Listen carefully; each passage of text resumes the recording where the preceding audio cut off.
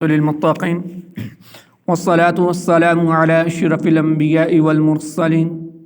أما بعد فأعوذ بالله من الشيطان الرجيم بسم الله الرحمن الرحيم اللهم صل على سيدنا ومولانا محمد النبي الأمي وعلى آله وصحبه وبارك وسلم۔ اللہ رب العالمین سورہ مریم آیت نمبر 59 اور 70 کے اندر اللہ رب العالمین ارشاد فرما رہا ہے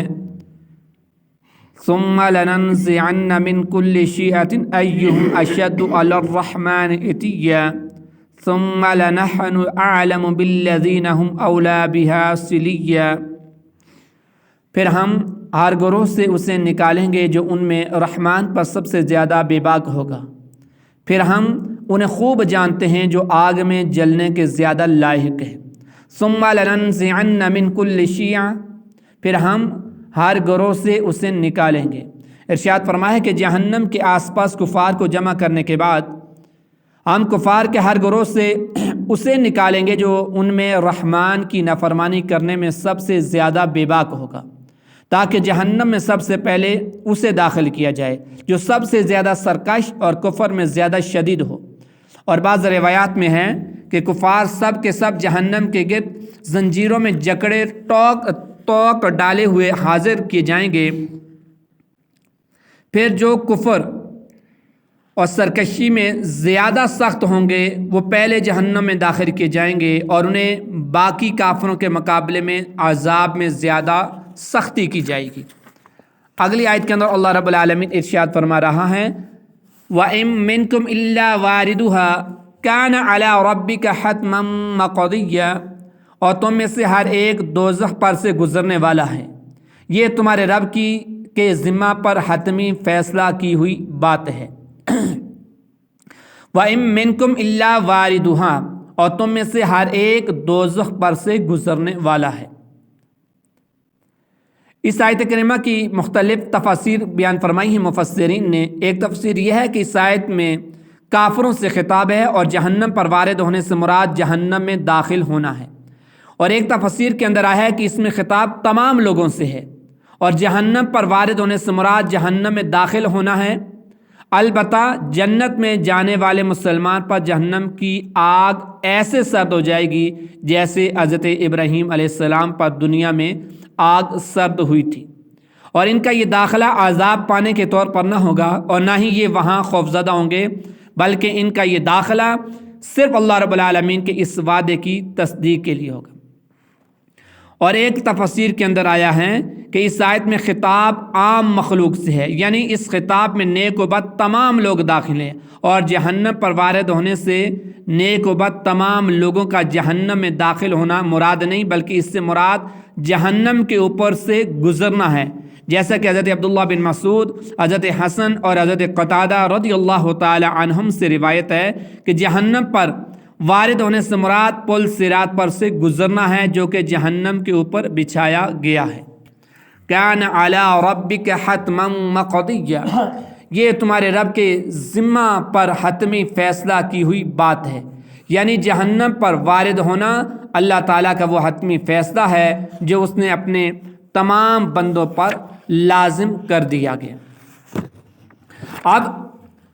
ہر بندے نے جہنم کے اوپر سے گزرنا ہے پل صراط سے۔ کون سا پل صراط؟ یعنی پل کون سا ہوگا جو روایات کے اندر ملتا ہے کہ بال سے زیادہ باریک ہوگا اور تلوار کی جو دھار ہے اس سے زیادہ تیز ہوگا،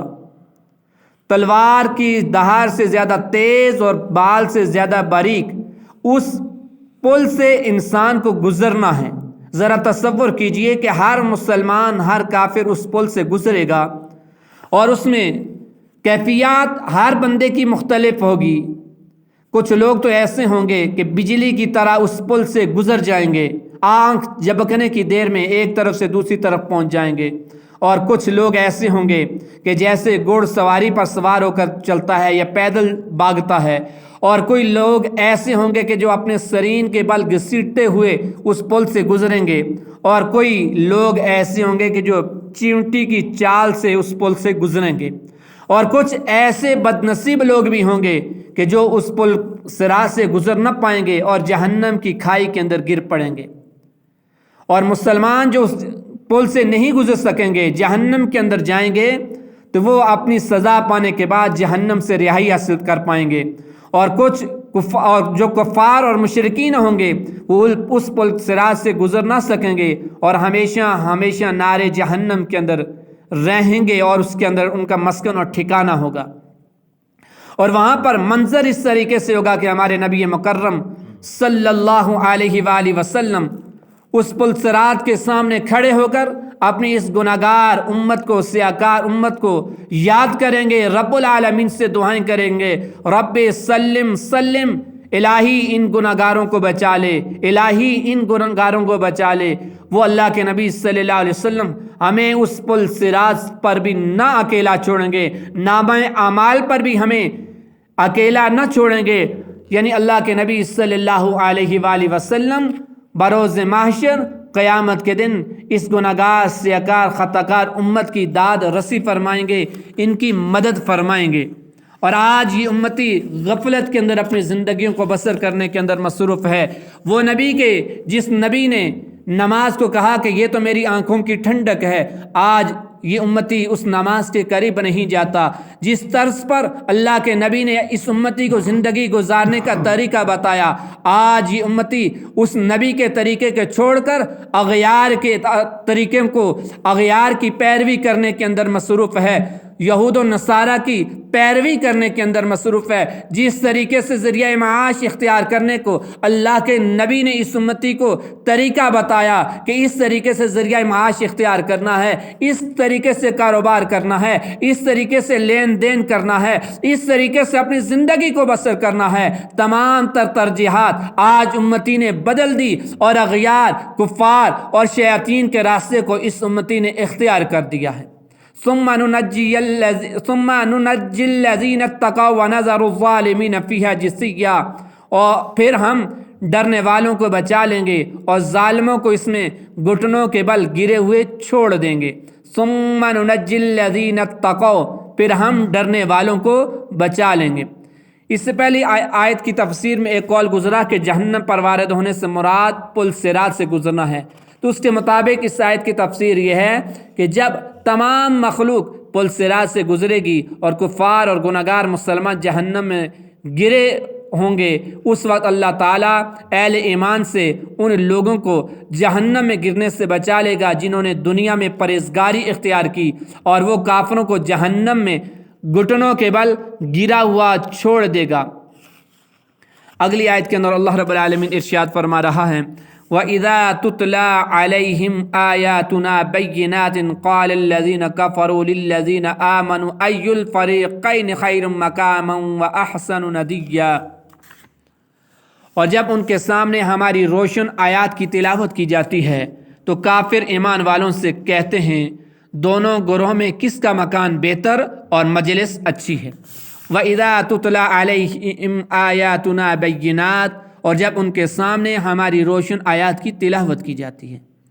نضر بن حارث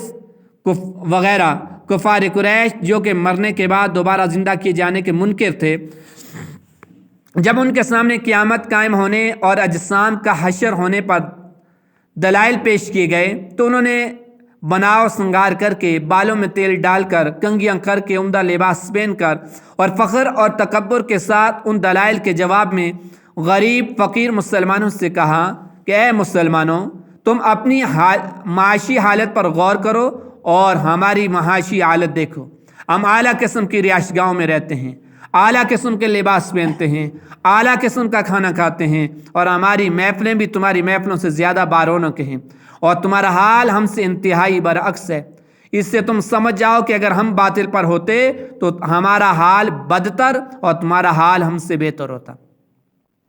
یاد رہے کہ اس آیت کا مدعا یہ ہے کہ جب آیت نازل کی جاتی ہے اور دلائل و برہان پیش کیے جاتے ہیں تو کفار ان میں غور و فکر کرتے اور نہ ورنہ ان سے فائدہ اٹھاتے۔ تو اس کے بجائے وہ کیا کرتے ہیں کفار، یعنی ان آیات سے، ان دلائل و برہان سے نہ فائدہ انہوں نے حاصل کیا نہ نجات حاصل کی، بلکہ اس کے بجائے وہ مال اور دولت اور لباس اور مکان پر فخر اور تکبر کرتے۔ تو اس آیت میں جو دلیل بیان ہوئی یہ کفار کی وہ دلیل ہے جو فی زمانہ کفار اور ان سے مرعوب مسلمان بھی مسلمانوں کے سامنے پیش کرتے ہیں، کفار بھی پیش کرتے ہیں، اور کچھ نادان مسلمان بھی مسلمانوں کے سامنے ان کی اگزامپل پیش کرتے ہیں، اور کافروں کی دنیاوی اور سائنسی ایجادات میں ترقی کی مثالیں پیش کر کے مسلمانوں کے دلوں میں دین اسلام سے متعلق شکوک و شبہات ڈالنے کی کوشش کرتے ہیں۔ اور اس آیت سے معلوم ہے کہ دنیاوی عیش و عشرت کو آخرت کی بہتری کی دلیل بنانا کفار کا طریقہ ہے، حالانکہ یہ چیزیں کبھی آخرت کا وبال بھی بن جاتی ہیں۔ اللہ تعالیٰ ایسے لوگوں کو عقل سلیم عطا فرمائے اور انہیں اپنی حقیقی بہتری کو پہچاننے کی توفیق عطا فرمائے۔ وَكَمْ أَهْلَكْنَا قَبْلَهُم مِّن قَرْنٍ هُمْ أَحْسَنُ أَثَاثًا وَرِئْيًا، اور ہم نے ان سے پہلے کتنی قومیں ہلاک کر دیں جو ساز و سامان میں اور دکھاوے میں، دکھائی دینے میں ان سے زیادہ اچھے تھے۔ وَكَمْ أَهْلَكْنَا قَبْلَهُم مِّن قَرْنٍ، اور ہم نے ان سے پہلے کتنی قومیں ہلاک کر دیں۔ اس آیت میں اللہ تعالیٰ نے ان کافروں کا رد کرتے ہوئے ارشاد فرمایا، دنیاوی مال اور دولت یا عزت اور شہرت ہونا کسی کے حق پر ہونے کی کوئی دلیل نہیں۔ تم سے پہلے تم سے زیادہ مالدار لوگ آئے اور انہوں نے تم سے بھی زیادہ خوبصورت اور مضبوط رہائش گاہیں بنائیں، جیسے فرعون، حامان، قارون اور ان کے ساتھی، مگر اللہ رب العالمین نے ان کی خوبصورت اور مضبوط مکانات تباہ و برباد کر دیے اور ان کو نشان عبرت بنا دیا۔ لہٰذا تم بھی غور کرو اور اپنی اصلاح کر لو، کیونکہ دنیا کا مال و دولت ہونا کامیابی کے لیے کافی نہیں۔ اسی کی کچھ جھلک ہم اپنے قریبی زمانے میں بھی دیکھ سکتے ہیں کہ ایک سلطنت کبھی اتنی بڑی تھی کہ اس کی حکومت میں سورج غروب نہ ہوتا تھا، لیکن آج وہ چھوٹے سے رقبے پر رہ گئی۔ یوں ہی ایک ملک آدھی دنیا کا مالک بننے کا دعویٰ کرتا تھا، پھر رہا، لیکن بالآخر تباہ و برباد ہوا اور کمزور سے ملک سے ذلیل و خوار ہو کر نکالا گیا، اور اب دوبارہ وہ اپنی روٹی پانی کے فکر میں پڑا ہوا ہے۔ تو اس لیے ہر انسان کو چاہیے کہ انسان کے پاس اللہ نے جو نعمتیں اسے عطا کی ہیں، ان نعمتوں پر اللہ کا شکر ادا کرے اور اللہ کی اطاعت، اللہ کی بندگی کرے، اور کسی کے پاس کوئی نعمت دیکھ کر اس سے مرغوب نہ ہو اور دین اسلام کو ثانوی حیثیت نہ دے، ہر معاملے کے اندر دین کو، اسلام کو ترجیح دے۔ یہی اسلام انسان کو دنیا میں بھی سرخرو فرمائے گا، اور ہمیں اس قرآن کو سمجھنے اور اس کے تقاضوں کو پورا کرنے کی توفیق عطا فرمائے۔ وما علی الا البلاغ۔